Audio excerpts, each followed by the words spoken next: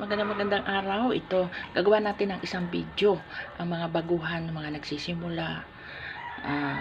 Nagsimula rin po kami sa ganyan. Nagsimula rin po kami sa walang alam, walang idea. Pero isa lang po sa gawin nyo, huwag kayong mahiya na magtanong or manood sa YouTube para mayroon kayong mga idea. Normal po yun. Kasi meron po tayong susundin dito sa Meta World na community standard policy ni Facebook. Marami po tayong hindi dapat gawin na akala natin ay tama na kay Facebook pala ay bawal. Kaya hindi po pwedeng maalam ka lang gumawa ng video, maalam ka lang mag-upload, maalam ka lang mag-edit. Dapat po maalam din tayong sumunod sa community standard policy ni Facebook.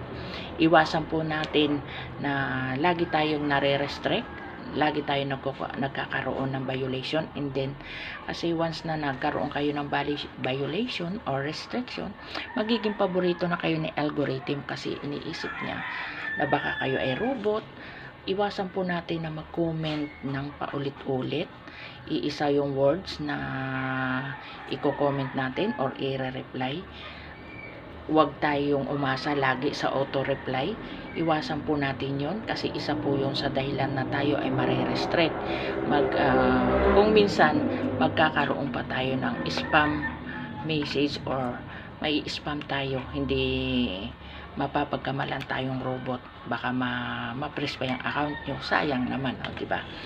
Isa po yun sa ginawa ko that time nung ako ay bago pa lang dito, kasi as in zero idea rin ako that time.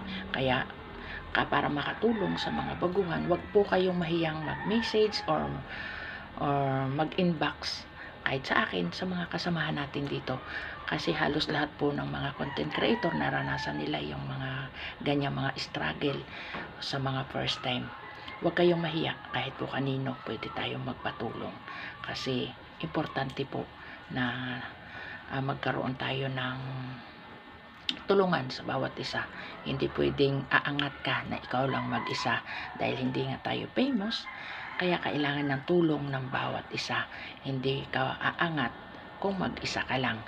Gusto mong umangat na mag-isa, hindi po pwede yon. Kasi nga hindi tayo famous, hindi tayo artista. Kahit ano ka pa kagaling na content creator, kailangan mo ng tulong ng mga kasamahan natin, lalo na sa mga nagsisimula, sa mga baguhan. Huwag tayong maging madamot. Kung kaya natin tumulong, tutulong tayo sa abot ng ating makakaya. Sana po lahat ng mga content creator ay i-mindset ang pagtulong sa bawat isa. Yun lang po. Thank you for watching and God bless mama. Chup chup.